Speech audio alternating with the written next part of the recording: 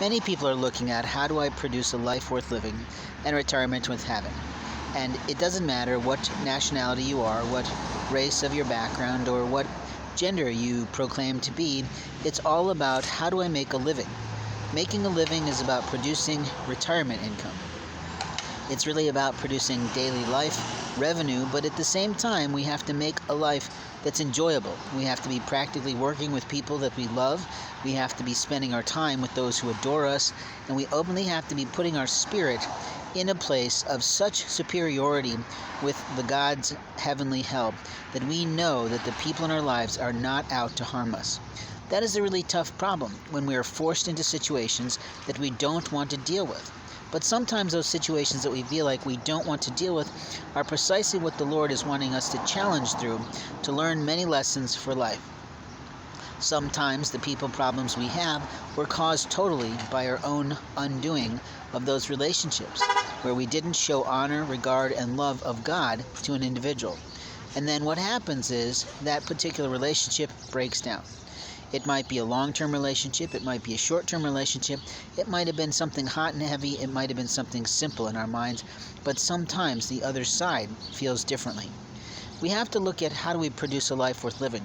I mean, if we're trying to produce a life worth living, we of course are trying to work in a field that honors our skill sets, our talents, our mind, our intellect, and openly anything that we can produce and potentially create going forward.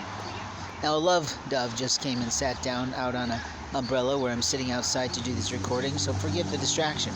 But I do love to acknowledge nature because that's always God speaking to us in a way that's important to our lives. In life, we have moments of time to really look at how people are. Are we really looking at whether they're dressed appropriately, or are we looking at their soul? Are we trying to discover who they are? There's been one time in life where I met a gal and I misjudged her completely based on her attire. I went to a networking event. Pretty much everybody was in the proper business attire, but she was not. She was dressed and clad in a pair of jeans and a jean jacket or vest, if I recall, and just looked like she was sort of not meant to be there. She sort of had big hair, which was sort of a historic style, and I just thought, okay, maybe she's new to business, maybe she doesn't know. And I think I talked to her briefly, but I didn't make a great effort. Then, lo and behold, what did I discover? When the event got underway, that she was a speaker on the panel, and I never heard a more intelligent girl in my life speak. I swear to God, I was so humbled by the Lord telling me that I was such a fop to not understand how smart she was. I had to leave the event early, but after she got done and she sat in the back of the room with someone else, what I found was that she literally was looking at a few things, and I simply passed her my business card as I left and said, I'd love to talk to you again. Please call me. And she gave me her card, and I don't know if I called her or she called me, but we ended up meeting at a Panera in the Carmel community that used to be around the Keystone area in 116th Street, which is no longer there. I don't even think the shopping strip is still there. I can't really tell you for sure. But openly, what I'm talking about is when people put ourselves out there to meet new people, we sometimes find the most amazing, intellectually sound, beautifully souled individuals that we never would have expected based on how they dressed. So I guess what I'm proposing is that in life we have to be a little less judgmental visually. But what we know in marketing is that people make a snap judgment in under 5 seconds. They size someone up based on how they look, how they hold themselves, what their body language is, how their eyes are, what their hair looks like, what the frame of their glasses shapes mean, and they take it all in. Every little aspect of our fashion and our culture says something about who we are and who we can become in those moments. What I've learned through my travels of trying to simply protect myself from the monsters who literally continue to steal documentation out of my bag when I'm at a public library, if I, God forbid, fall asleep out of my own fatigue of walking for hours to get to places and to appointments and to meet new people, that there's always some person who thinks that they literally have rights to violate the human being rights of another person. I find this openly appalling to a point because we are an American country.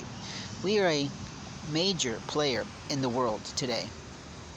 We are a nation who literally sets the standards for people across the third world countries where they are violating human rights all the time. with military, with police, with illicit drugs, with all sorts of inappropriate behavior.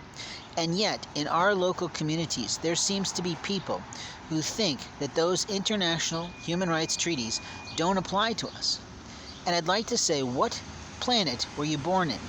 What backwards barn did you come out of? Because only a moron doesn't understand that we are a major player in the universe, and that we have to produce the best representatives of our land in every situation possible.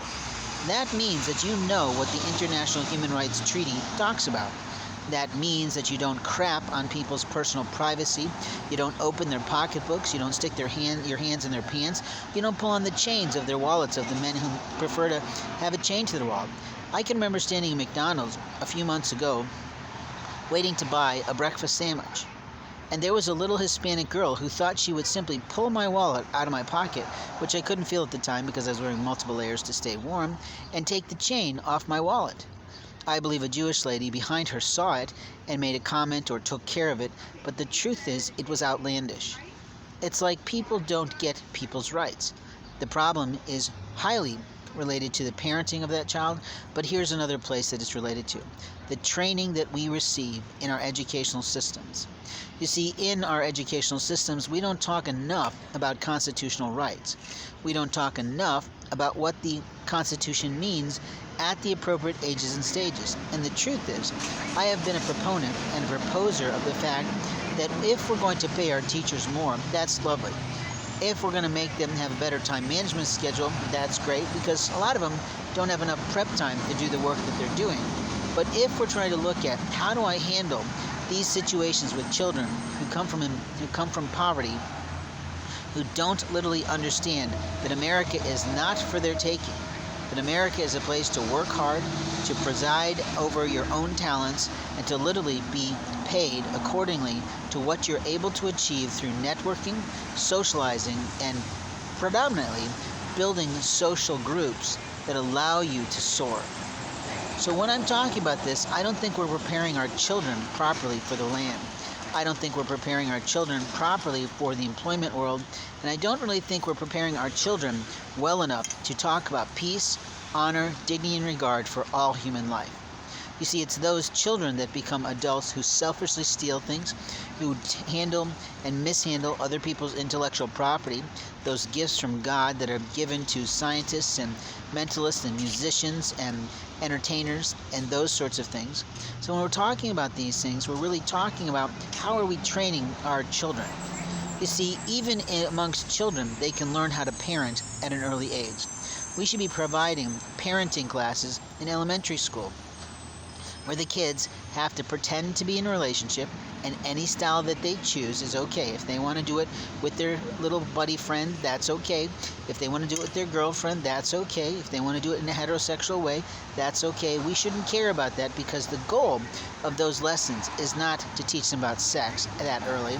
The goal of those lessons is to teach them about parenting, how to handle an egg, like they had those classes in high school where you could take them in lieu of home economics or shop class, where you could literally have a partner and you'd have to pretend to care for this egg, and you'd have to cite its journey, and you'd have to learn all about the ages and stages of a child development. Now, little kids can learn that stuff. Little kids can learn to be mindful and why it's important to be mindful by putting it in the place of other aspects of human society and human growth and how we handle things in the real world. There always has to be a real world application for the things we're teaching our children. And let's face it, how many of us went through the educational system, went through all this algebra, all this geometry, and still haven't figured out how the hell we're supposed to use that in the real world? I don't think I've ever once used anything I learned in algebra or geometry or chemistry or physics, probably biology, but the reality is I definitely used my radio skills. I definitely used my television communication skills that I took. You see, we're not producing enough employees in this world. What we're producing is children with dreams, and then they get their dreams yanked from them completely. And that's not really fair. Now, in life, we've got a moment in time to make a difference for someone. And if that moment in time is now, then it's now. If that moment in time is later, then it's later. But if we're lying in our records on people, then that's a real problem, because it destroys a person's name, it destroys their life, it destroys their medical capabilities, it destroys their mental health capabilities. And there's plenty of people who are willing to do it just for the power of it. And those are literally the people that failed to learn the human rights policies of the land, as well as the important aspects of how do we handle life when we're not the same person. You see, when we go through a struggle, when we go through a loss, when we go through many aspects of life, we need the people around us to help us to move forward. And I find it amazing that there's a gal named Lou at a shop here that's in retail who has been more than kind than my own birth family and siblings. Now, when I talk like this, I talk like a man who is literally talking aloud. But in truth, I'm telling stories. I'm producing news. I'm doing authentic journalism, and I'm doing it from a point of complete poverty, complete abstract lack of revenue, complete lack of business, because all of that in my life has been closed. Now, when we're talking like this, we of course are talking about the importance of being available to people, of being willing to talk to them about life, liberty, and justice. And in those moments of time, we have moments of time to help someone. Now, practically, I'm not sure if God has put someone or something on my path right now, but I'm going to take a look at it. Every single person gets on the path of someone else. The reality is what happens in those moments of time is totally reliant on how great that person is at their job in that moment in time, or if they're too busy in their mind getting coffee or doing something stupid and silly with someone they're producing with to not recognize an opportunity for a news story. Now, at this moment in life, I'm going to close my audiocast and say, I hope you're getting some of the message here, that we have to produce better children who produce a better world. And those children are allowed to do things because we are teaching them how to protect the land, air, and sea, how to lovingly tend the sheep, the flocks, the food that we eat, and openly how to produce science and technology and other aspects of interpersonal communications that produce for them a productive life and a protected lifestyle in their adult years when they are on the planet serving the rest of the community. Thanks for listening.